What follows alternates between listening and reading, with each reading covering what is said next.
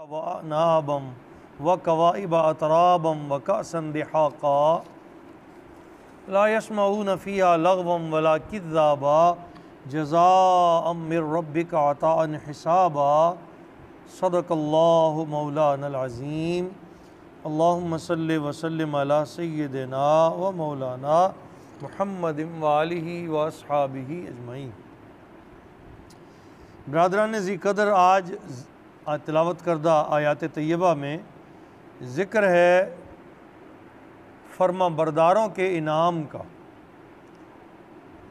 جو اللہ کی مان لیں، جو اللہ کے حبیب کی مان لیں، فرما برداری میں زندگی بسر کریں، آخرت کا تصور دل میں بٹھا لیں۔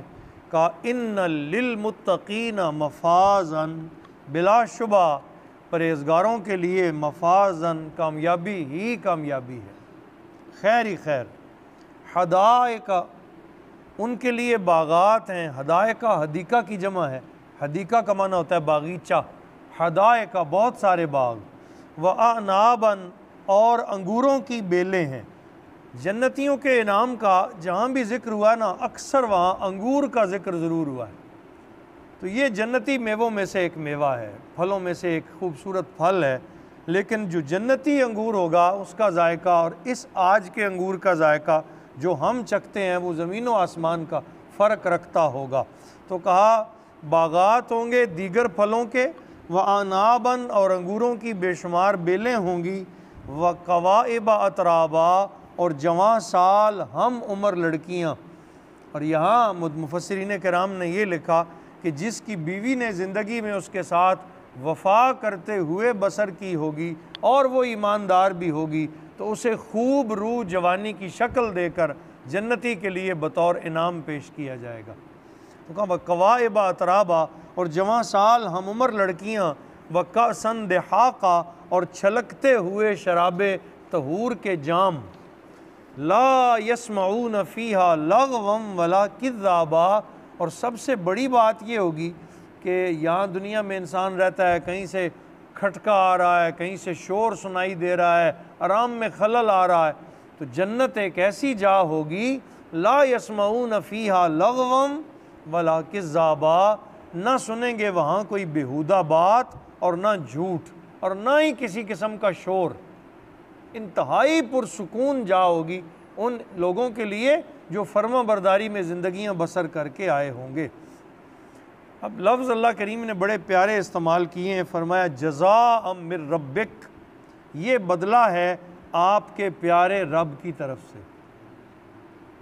تم نے اللہ سے پیار ڈالا تھا، اللہ فرما رہا ہے ہاں تم نے مجھ سے پیار کیا، میں تم سے پیار کرتا ہوں۔ جزاء من ربک، یہ آپ کے رب کی طرف سے بدلہ ہے، عطاء حسابا، اور بڑا ہی کافی انعام ہے۔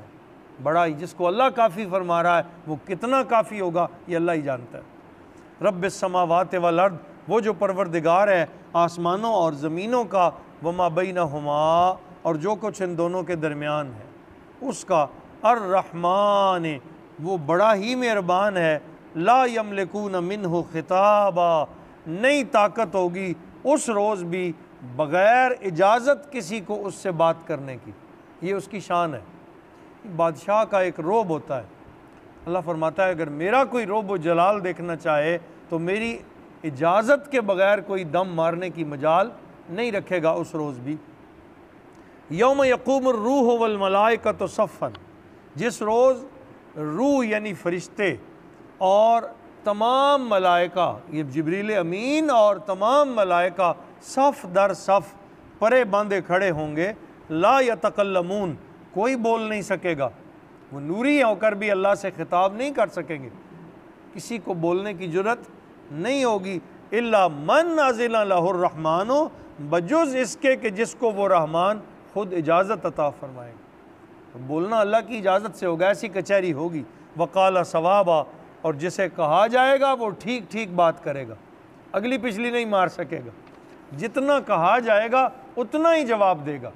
اور پھر کیا فرمایا سورہ یاسین شریف میں بھی کہ ہم بولنے والا منہ تو بند ہی کر دیں گے اور اجازت دیں گے کہ ان کے ہاتھ، ان کے پاؤں اور ان کے چہرے بولیں۔ یہ بول کے گواہیاں دیں گے کہ ہاتھوں سے جو جو گناہ کیے تھے وہ ہاتھ خود مان جائیں گے، پاؤں سے جو گناہ کیے تھے پاؤں خود مان جائیں گے، اور انسان ایک خاموش ششدر بنا کھڑا ہوگا کہ آج اس کے اعضاء ہی اس کے خلاف گواہیاں دے رہے ہوں گے۔ تو منہ سے بولنے کی تو ضرورت ہی نہیں پڑے گی، کہا یہ منہ جو روزانہ اور ہر وقت بولتا تھا اسے اس روز بند کر دیا جائے گا۔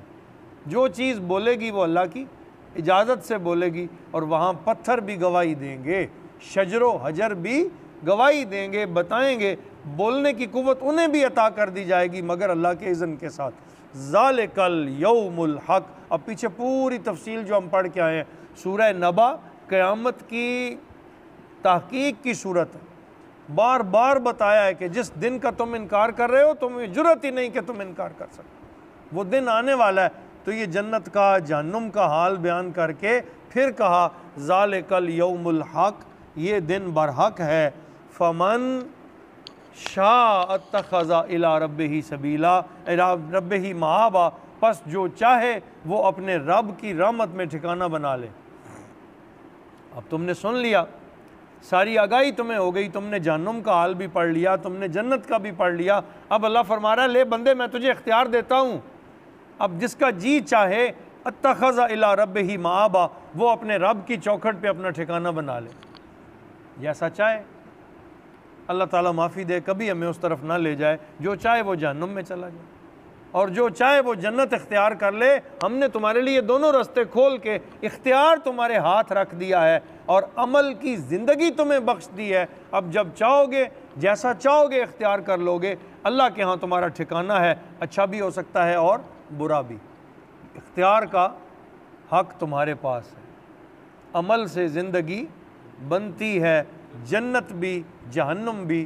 یہ خاکی اپنی فطرت میں نہ نوری ہے نہ ناری، اس نے خود نوری بننا ہے اور خود ہی ناری بننا ہے اپنے عمل کے ساتھ۔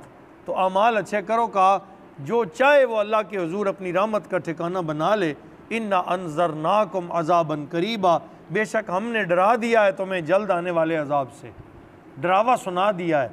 یوم ینظر المرء ما قدمت، جس دن انسان دیکھ لے گا جو کچھ اس نے آگے بھیجا ہوگا، یداہ اپنے ہاتھوں سے، وَيَقُولُ الْكَافِرُ، اور اس وقت کافر حسرت کے ساتھ کہیں گے یا لیتنی کنت ترابا، اے اللہ اے کاش اس وقت کے آنے سے پہلے ہی ہم مٹی ہو گئے ہوتے۔ کیا کر سکیں گے؟ سب کچھ سامنے ہوگا، آنکھوں کے دیکھنے میں ہوگا، کتاب زندگی ہاتھ میں ہوگی، اس میں ایک ایک عمل لکھا ہوا ہوگا۔ اس وقت کہیں گے یا لیتنی کنت ترابا، اے کاش ہم خاک میں مل گئے ہوتے، اے کاش یہ دن کبھی نہ آتا، یہ لمحہ کبھی نہ آتا۔ کہتے ہیں نا جب رزلٹ اناؤنس ہوتا ہے تو جو فیل ہوتا ہے وہ کہتا ہے کاش یہ دن ہی نہ آتا۔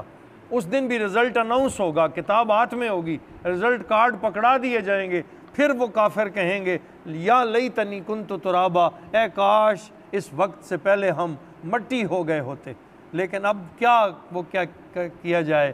اب تو وہ عمل سامنے ہیں اور ان عملوں کے بدلے جو کچھ ملنے والا ہے وہ بھی سامنے ہے، یعنی جہنم کنارے لگی ہے اور بندہ اس کی طرف بڑھ رہا ہے۔ اللہ فرمائے گا ہم کسی کو اس کے اعمال دکھائے بغیر سزا نہیں دیں گے، عمل پہلے سامنے رکھیں گے کہ میں نے نہیں ظلم کیا کہ تجھے جہنم بھیج رہا ہوں، تیرے عمل تجھے جہنم لے جا رہے ہیں۔ جو جنت جانے لگیں گے انہیں بھی دکھایا جائے گا کہ اللہ نے رحمت تو فرمائی ہے لیکن تیرے عمل یہ اچھے، ان اچھے اعمال کی وجہ سے تو آج اللہ کے حضور سے انعام پا رہا ہے اور تجھ پر اللہ کی رحمت بھی ہے، اس کا فضل بھی ہے۔ تو یوں کر کے بندے اللہ کے حضور پہنچیں گے۔ تو آج ہم نے سورہ نبا مکمل کی۔